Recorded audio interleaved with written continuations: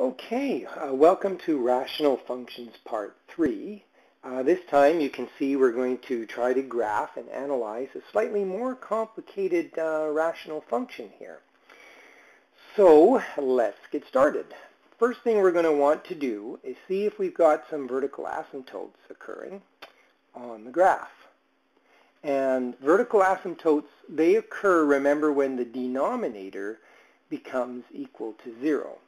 So to help us analyze this a little bit easier, we're going to take this function, and what we're going to do is we're going to factor the bottom. So what you have here is a nice trinomial, and of course it factors. So we have x squared. So to get that x squared, we'd want x times x. And to get negative 2 in such a way that it adds up to negative 1, I think what we want is negative 2 times positive 1. So once it's factored, it's much easier to see where does this denominator become equal to 0. And that's when you have vertical asymptotes, is when that denominator turns into 0. Well, one place is when x is 2. And why is that? Well, if you put a 2 in here for x, 2 minus 2 is equal to 0. Now, 0 times whatever is going to make that denominator 0. So there's one of our vertical asymptotes.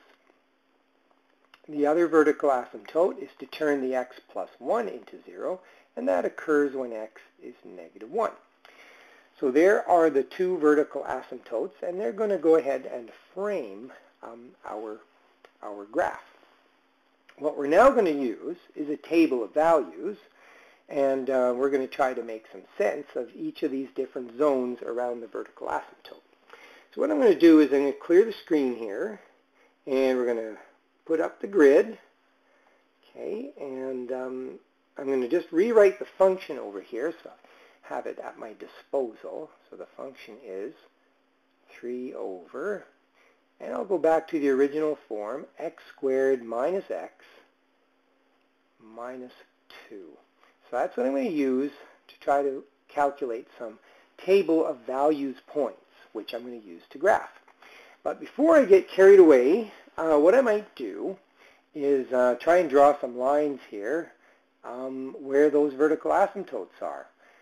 So maybe what I'm going to do is just change color on those lines so that they don't look like they're part of the graph. So what could we do here? Maybe green. So I'm going to try to draw some green vertical asymptotes. Okay, we have one of the vertical asymptotes is on the negative 1. So I'm going to start down here. See if I can draw it all the way up here.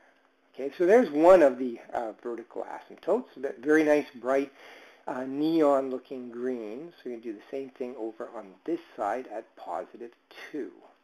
Okay, so they're a little bit bright, but they do work. So those are the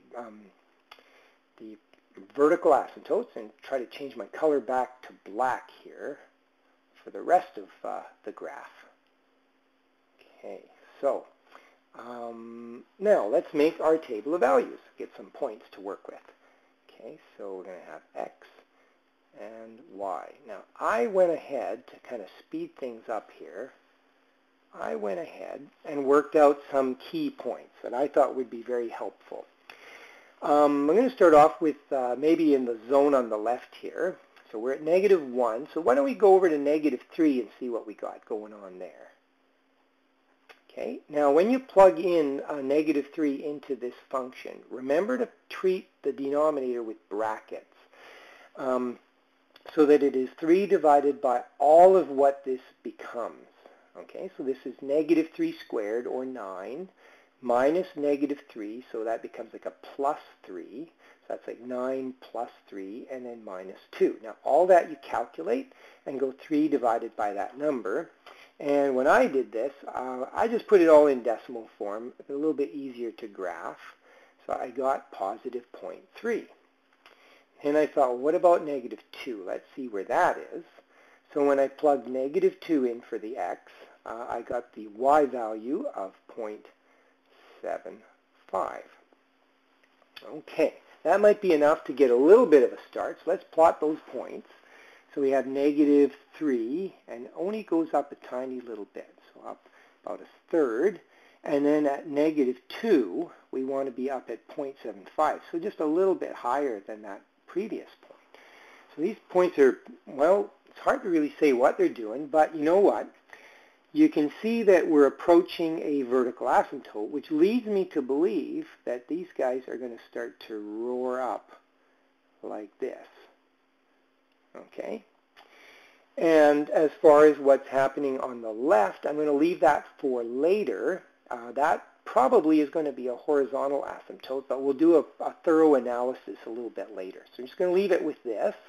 And then what about the middle zone here? So I'm going to pick some points here that I think might be good. Like a really easy one is if x is 0, and then maybe when x is 1. Okay, so that'll give me a couple of points here. When I plugged 0 in, I got negative 1.5. Okay, and when I plugged 1 in, I also got negative 1.5. That kind of is an interesting situation. So what do we have here? We have 0, negative 1.5, so we're down here. And then at 1, we're also at negative 1.5. So I wondered, well, what's going on in between them? So I thought, well, why don't I plug in positive 0.5? And when I did that, I got negative 1.33. Now, I could plot a lot more points, but this is enough for me to see that I've got negative, wait a minute, I've got my points, oh no, they're good, they're good. Okay, negative 1.33, sorry. It's just a little smidge higher than these 2 points. Okay, and that's kind of my little maximum in this little area. So here's what I think we got happening here. We kind of got this little part of the graph doing that. And then on the left side, well, there's a vertical asymptote, so I think it's going to go roaring down like that. And on the right side, I think we have the same sort of situation. So that's what I think is happening in the middle based on the data that we've collected here. Now let's try a few points on this zone on the right. So maybe a good x value would be 3 and maybe 4, something like that. So let's put in 3 and 4. When I plugged the 3 in, I got 0.75. And when I plugged in the 4, I got 0.3. And so it really looks to me very symmetrical with what we had happening here on the left. Because we got this point here, 3 is up at 0.75, so something like that.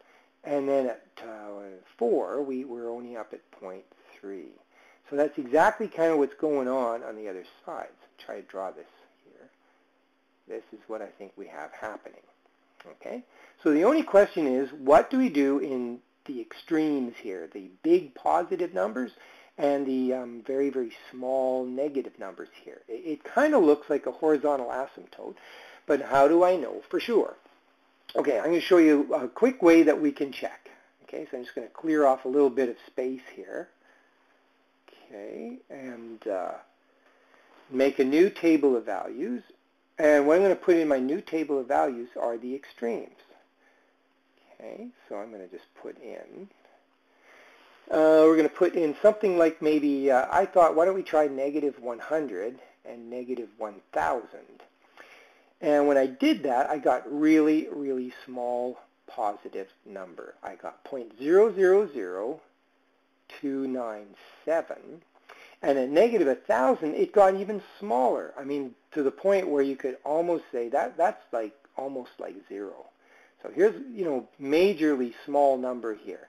So that leads me to believe, yes, over here, as we move to the left, the graph is getting lower and lower, but I don't think it's ever going to touch the x-axis or cross.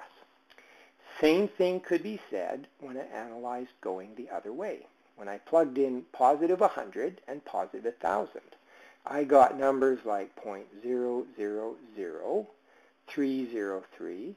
So again, really, really small number.